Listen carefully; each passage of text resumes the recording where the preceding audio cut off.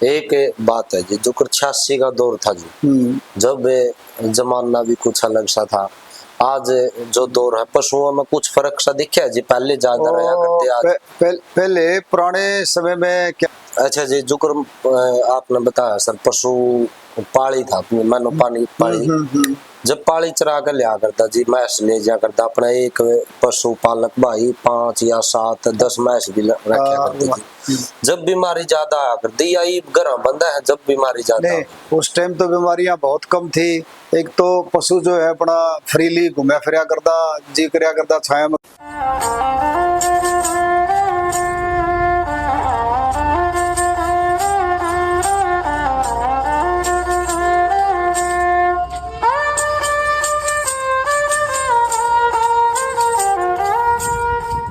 राम राम भाई सारे साथियों ने, मैं आपका भाई राहुल बुरा घुगड़िया। डॉक्टर बोले पशुपालन की बात यूट्यूब चैनल पर एक बार फिर सभी साथियों का तहे दिल से धन्यवाद और स्वागत करा भाई। एक बार फिर आप प्रसिद्ध डॉक्टर मंगल सिंह खरब डॉक्टर, आज एक प्रसिद्ध डॉक्टर हमारे बीच में है। आप पहुंच रहे हैं जींद में भाई, और बहुत सारे एरिया में डॉक्टर साहब ने कार्य भी किया है। किन किन बीमारियों का पशुओं में जो बीमारियां हैं, किन किन बीमारियों का सामना किया है, आज उन बातों पर जिक्र करांगे। तो डॉक्टर साहब एक बार प्यार भरी राम राम दर्शकों ने। इस चैनल के सभी दर्शकों को मेरा नमस्कार और राम राम। राहुल भाई ने जो जानकारी मेरे से चाहिए है, उसके लिए मैं शुरू करता हूँ। मैंने पशुपालन विभाग में 86 में ज्वाइन किया था, 1986 में। अच्छा जी। और 2021 में मैं यहाँ से रिटायर हो गया एनिमल हस्बेंड्री डिपार्टमेंट से। तो इस दौरान हमारा पाड़ा बीमारियों से पड़ा है। तो पहले मैंने थोड़े बहुत दिन पोल्ट्री में काम कराया।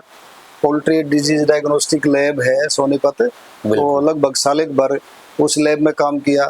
तो उसमें पोल्ट्री की जो बीमारियां थी उनके बारे में, उनका पता लगाना, उनका निदान करना, ये काम था उस लैब का। उसके बाद फिर मैं एनिमल हस्बेंड्री के जो हॉस्पिटल हैं वहाँ मेरी सरकार ने ट्रांसफ़र कर दी।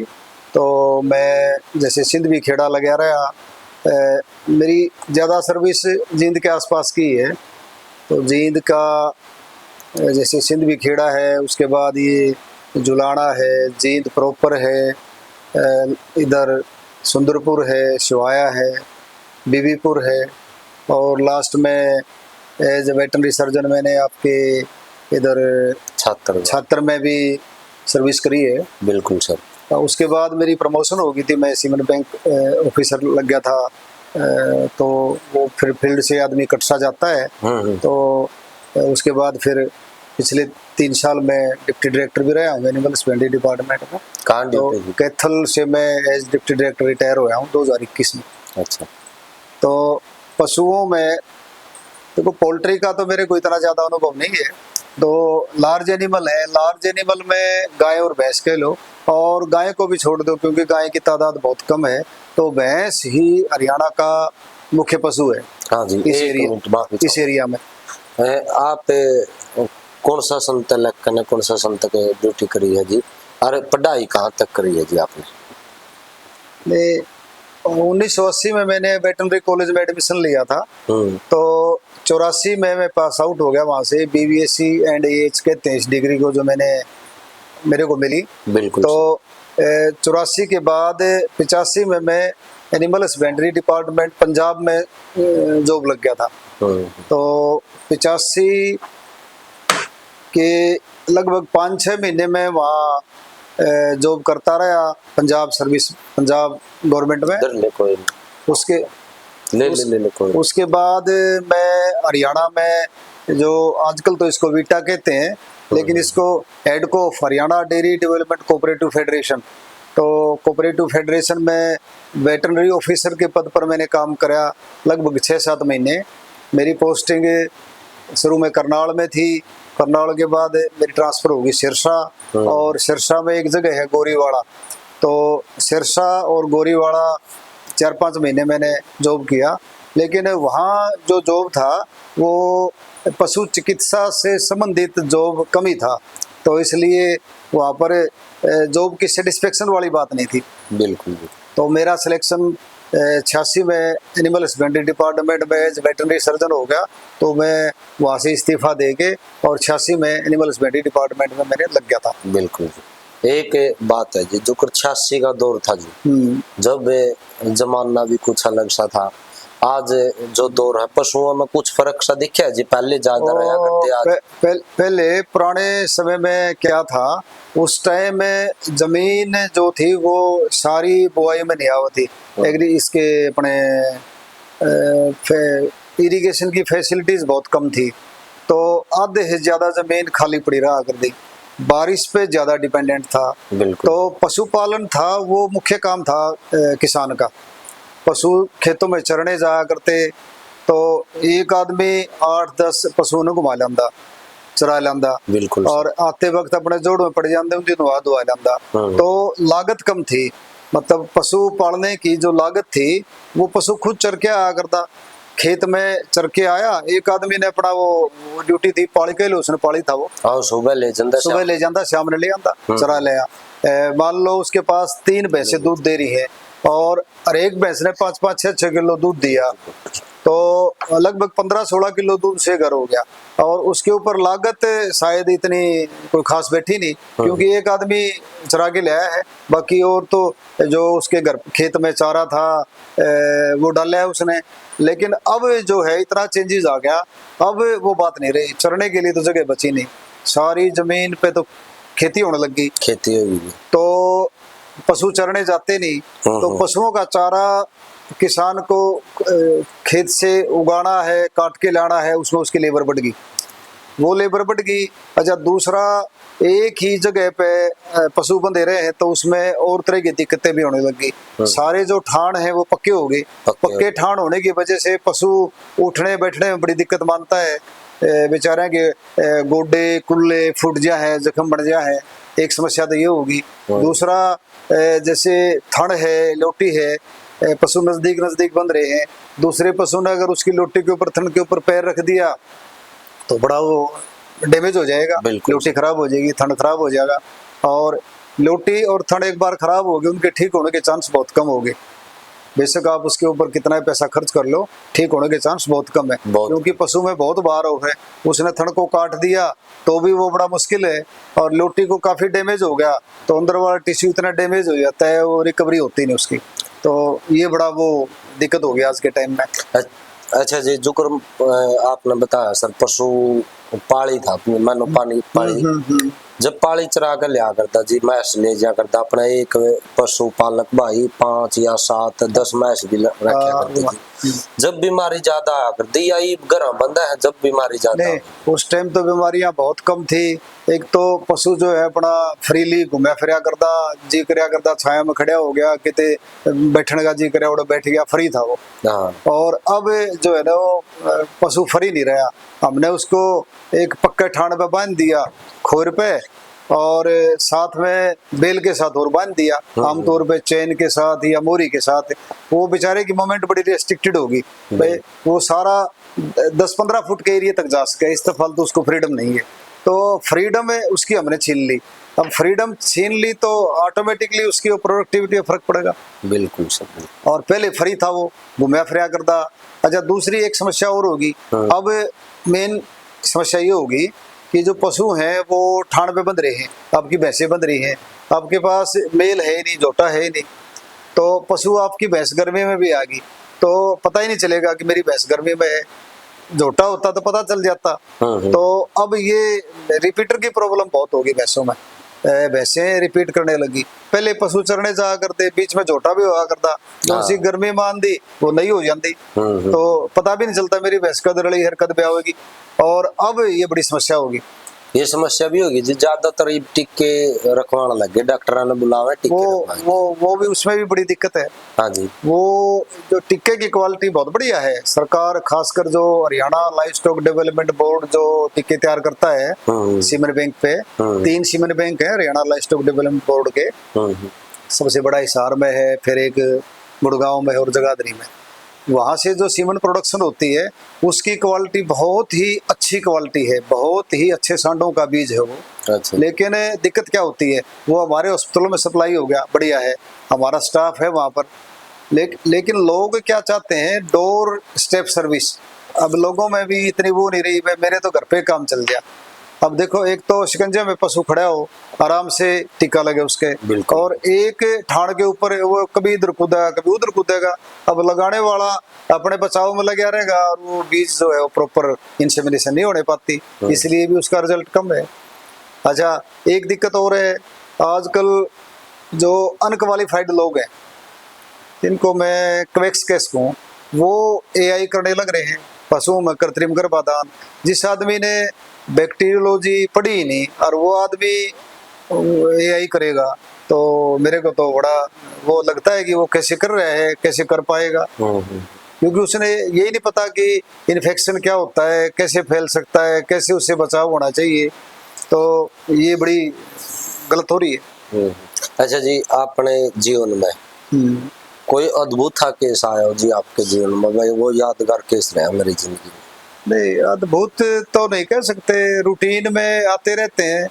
खासकर भैंसों में तो कई जो ब्यात के टाइम की परेशानियां बहुत हैं बेचारियों में, और वो कुछ उसको मैनेजमेंटल लगा सकते हैं, जैसे मेस्टाइटिस, थनैला रोग जिसको कहे हैं। थनैला रोग पहले काफी कम होता था भैंसों में, अब ज्यादा होता है।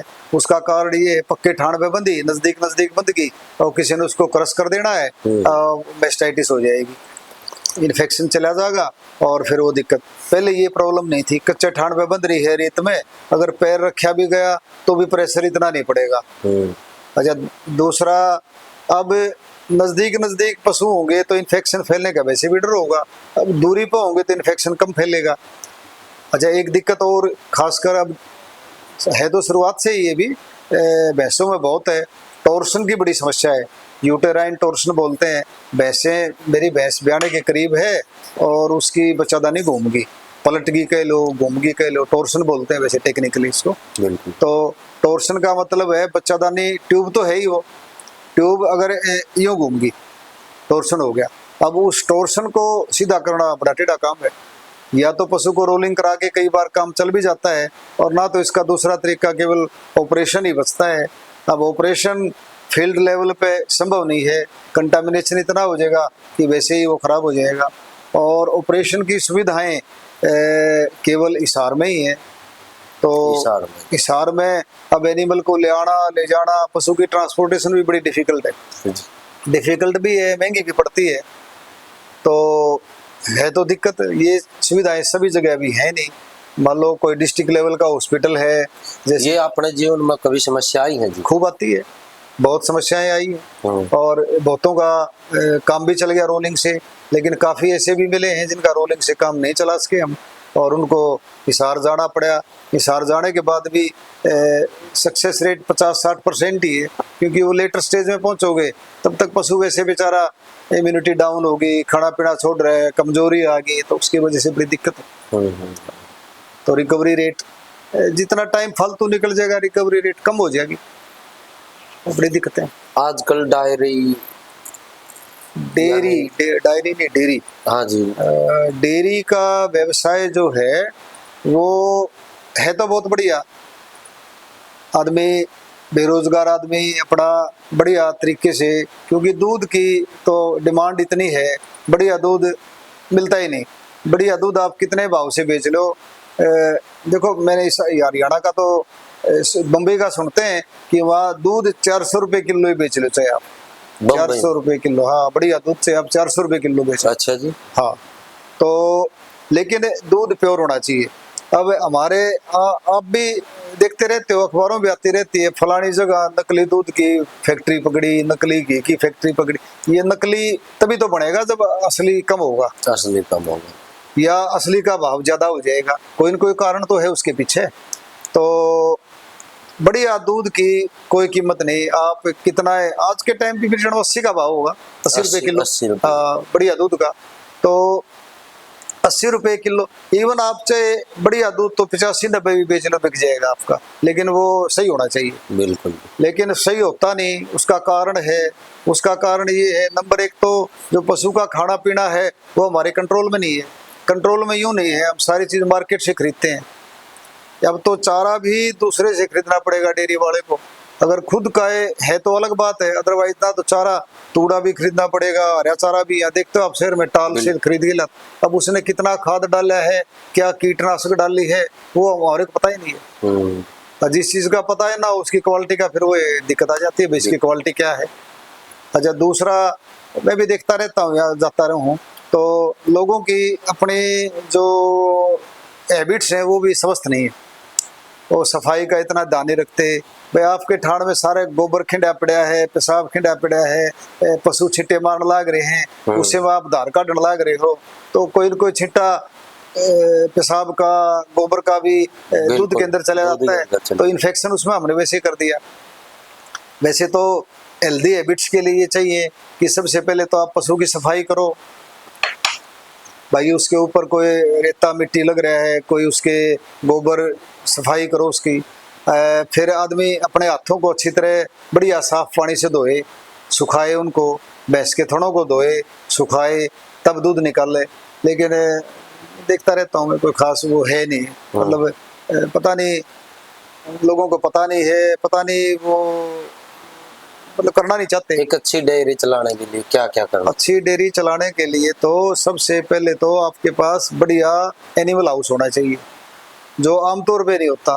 भाई देखा है मैंने, एक खोर जिसकी लंबाई है तो वो स्पेस तो 3 भैंसों का है, वहां पर आपने 10 भैंसें बंधी पाओगी, जो ऊपर आथड़ी खड़ी है बेचारी, इधर से इधर पशु नहीं हिल सकता, तो वो किसी परफॉर्मेंस है उनकी। तो ये बड़ी दिक्कत है। हाउस जो है ना वो इतना साफ सुथरा होना चाहिए, उसमें वेंटिलेशन होने चाहिए, भाई हवा लगे, सारे पशु आराम से बैठ सकें, खड़े हो सकें, वो बड़ी दिक्कत है। फिर डेयरी चलाने के लिए आपको नंबर 1 तो बढ़िया पशु चाहिए, बढ़िया नस्ल के। तो बढ़िया नस्ल के पशु को आप रखोगे तो आगे उसकी संतान भी बढ़िया होगी, चांसेस हैं। बिल्कुल सर। और वो हम अड़ंगा रखांगे तो उसके अड़ंगा पैदा होने के चांस ज्यादा है। तो लेकिन अच्छे पशु जो है वो आमतौर पे, पशु महंगे इतने हो गए हैं, वो बिक जाते हैं। व्यापारी ले गया भैंस को खरीद के 2-2.5 लाख रुपए की, वापिस वो आनी नहीं, तो वहां जाके वो स्लाटर होनी है। मतलब जो बहुत बढ़िया भैंस थी, जिसने आगे हमारे को 8-10 बच्चे बढ़िया देने थे, व्यापारी को हमने लालच में दे दी, लालच में चला गया और वो आगे वो स्लाटर होगी तो बेचारी वो खत्म होगी। तो ये इसको हमें नेगेटिव सिलेक्शन कह सकते हैं। मतलब हमें किसान को आपने देखा होगा, भाई गेहूं का बीज यूनिवर्सिटी से लेके आएगा या फार्म से लेके आएगा, बढ़िया से बढ़िया बीज देगा मेरे को, ताकि मेरे खेत में ज्यादा से ज्यादा पैदावार हो। बड़ी अच्छी बात है, होनी भी चाहिए। अच्छा, पशुओं के मामले में उल्टा होने लग रहा है। उल्टा यूं होने लग रहा है, गवर्नमेंट ने बीज तो बढ़िया दे दिया, HLDB का जो बीज है वो बहुत बढ़िया है, सीमेंट बहुत अच्छी क्वालिटी का है, लेकिन हमने कहाँ लगाया? अपनी भैंस को लगाया, जो हमारी भैंसी बढ़िया थी, लेकिन बढ़िया भैंस के हमने बढ़िया पैसे मिल गए तो हमने उसको बेच दिया। भैंस भी गई और उसका जो कटड़ा कटड़ी पैदा होना था वो भी गया। मतलब नेगेटिव सिलेक्शन हो गया। हमने अच्छे पशु को बेच दिया और हमारे पास जो 21 था वो गया, 19 है वो रह गया। अब वो जो 19 रह गया उसके अंदर हम बीज लगाएंगे, बढ़िया लगाएंगे वो तो, लेकिन फिर भी संभावना तो कमी रहेगी ना। बिल्कुल। तो ये बड़ी दिक्कत है एनिमल हस्बेंड्री के साथ। तो दिक्कतें बहुत हैं। अच्छा, दूसरा हाउसिंग बढ़िया होनी चाहिए, ब्रीड बढ़िया होनी चाहिए। तीसरा क्या करते हैं लोग, अब पैसे की सभी को ज्यादा से ज्यादा जरूरत है, पता नहीं क्यों लगन लग रही है लोगों के कि पैसे ज्यादा से ज्यादा होने चाहिए। बिल्कुल। तो वो क्या करेगा, भैंस ने तो 15 किलो दूध दे दिया, उसने 15 का 15 किलो बेच दिया। अब जिस कटड़ू को 2-2.5 किलो दूध की जरूरत थी, वो 2-2.5 किलो दूध उसको नहीं मिला। वो 2-2.5 किलो की कीमत कैलकुलेट कर ली उसने, ये तो भाई 200 रुपए का बैठा, ये कटड़ू तो मेरे का 6,000 रुपए का नुकसान कर देगा 1 महीने में, और 3 महीने में 18,000 रुपए का दूध पी जाएगा। अब 3 महीने में 18,000 रुपए का दूध तो पी गया, और कटड़ू की कीमत उस टाइम कुछ भी नहीं है उस टाइम तक। वो तो जब साल भर का होगा उसके वो 8-10 हजार का मुश्किल से बने, लेकिन उसकी जो लागत है शुरू वाली वो 18,000 रुपए, किसान वो नहीं देखता, वो तो 18,000 रुपए दिखाई दे, वो कटड़ू की जीवन नहीं दिखाई देता। इसलिए काफी कटड़ू, खासकर मेल तो मरे जाए बेचारे, मेल में मोर्टिलिटी बहुत ज्यादा है, मेल कटड़ू में। अच्छा जी। हाँ, फीमेल को तो फिर भी दूध छोड़ दें, चलो इसने कटड़ी बनना है, जोटी बनना है, दूध छोड़ देंगे, आगे 2-2.5 साल की नई रड़ लेगी, ये भी लाखों की बिकेगी, उसको तो दूध छोड़ दे हैं। लेकिन डेयरी वाले वो भी नहीं करते। यहाँ जो शहर में आप डेयरी देखोगे ना, जिसने कमर्शियल डेयरी खोल दी, वो देखो गांव में तो अलग है, वो तो कमर्शियल डेयरी कम ही है। शहर में जिसने कमर्शियल डेयरी खोल दी, वो पशु कटड़ू को दूध नहीं छोड़ेगा। बिल्कुल। तो कटड़ू को दूध नहीं छोड़ेगा तो मर जाएगा बेचारा वो, शरीर कमजोर होगा, पेट में कीड़े हो जाएंगे, तो ऑटोमेटिकली मेरे को तो ऐसा लगता है कि 50% कटड़ू ना मर जाते हो। अच्छा जी। हाँ, जो मेल में और 50%, यहाँ जो शहर में 50% का जो डेयरी खोल रहे हैं उसके 50% कटड़ू मर जाते होंगे। अब 50% कटड़ू मरना तो ये तो कड़ियन कड़ियन घाटा हो रहा है डेयरी वाला का भी, पशुओं के बहुत बड़ा घाटा है, बहुत बड़ा। भाई हमने मेहनत करी, बढ़िया कटड़ू, बीज बढ़िया लगवाया, अपने भैंस बढ़िया थी, बढ़िया कटड़ू पैदा हुआ, उसको अगर आप दूध ना छोड़ोगे, सर वाले 3 महीने तो दूध पे डिपेंडेंट है वो तो खाना चारा चूरा तो बाद में खाना शुरू करेगा। तो सर वाले 3 महीने अगर हम केयर ना करांगे तो मोर्टिलिटी होने के बहुत ज्यादा चांस है, और होती भी है। तो हमने पूरी मेहनत करके वो जो कटड़ू थे बेचारे वो मर गए, तो बहुत बड़ा लॉस हो गया। बिल्कुल। और इसके लॉस के लिए अगर वो या तो यूँ सेक्रीफाइस करेगी, भाई चलो मेरा 18-20 हज़ार रुपये इसके ऊपर खर्च होंगे, कर लो। भैंस दूध देने लग रही 15 किलो, तो 2-2.5-3 किलो अगर कटड़ू को छोड़ दिया जाए तो कोई बड़ा घाटा तो है नहीं इसमें। लेकिन किसान बस इस बात को परवाह नहीं करता, तो मरने देता है। और कुछ नुकसान जी इसमें, इस नुकसान की भरपाई तो हो सकती है अगर सुविधाएं हो तो। एक प्रोडक्ट आता है मिल्क रिप्लेशर। भाई आप दूध अफोर्ड नहीं कर पा रहे, कोई बात नहीं, शुरू वाले 5-4 दिन तो दूध छोड़ दिया, उसके बाद आप उस दूध को रिप्लेस कर लो मिल्क रिप्लेसर से। अगर मिल्क रिप्लेसर मिल जाए आपको, मिल भी जाता होगा आजकल तो, हालांकि चलो मैं तो डेयरी खोल रहा, मेरे को पता नहीं है। तो मिल्क रिप्लेसर से क्या करते हैं, वो दूध की क्वांटिटी तो कटड़ू को घटाना शुरू कर देते हैं, और मिल्क रिप्लेसर उसके बॉडी वेट के हिसाब से उसको देना शुरू कर देते हैं। तो फिर वो कटड़ू की सेहत जो है वो ठीक रही रहेगी और वो मरने नहीं पाएगा। और उससे जो किसान वो 18-20 अपने फड़ा रहा था, उसमें मेरी जान में 4-5 हज़ार के मिल्क रिप्लेसर से काम चल जाएगा, और उसके 10-1 हज़ार रुपये उधर से बच जाएंगे। पैसे बचाने के चक्कर में हो सका तो अच्छा यही होगा, मैं 2-3 महीने दूध पैसे बचाने के चक्कर में तो दूध कौन छोड़ा था उसने, कटड़ू को दूध नहीं छोड़ा था पैसे बचाने के चक्कर में। अब चलो पैसे तो उधर से बचा लिए उसने, मिल्क रिप्लेसर से रिप्लेस कर लो अपने दूध को, दूध तो बेच दो, और मिल्क रिप्लेसर अगर आप उसको देते रहोगे तो आपके पैसे भी कम खर्च होंगे और आपका कटड़ू भी पड़ जाएगा, और वो नुकसान भी नहीं होगा जो आगे बहुत ज्यादा नुकसान जो हो जाता है, बिल्कुल, तो उससे बच जाएगा। तो ये अगर किसान भाई कर लें डेयरी वाले तो बहुत बढ़िया बात है। चलो सर, बहुत बहुत धन्यवाद सर। चल गया अगर और कुछ जानकारी तो यार सारी जिंदगी में आदमी घनी बात सीखे और घनी एक्सपीरियंस हो जाए।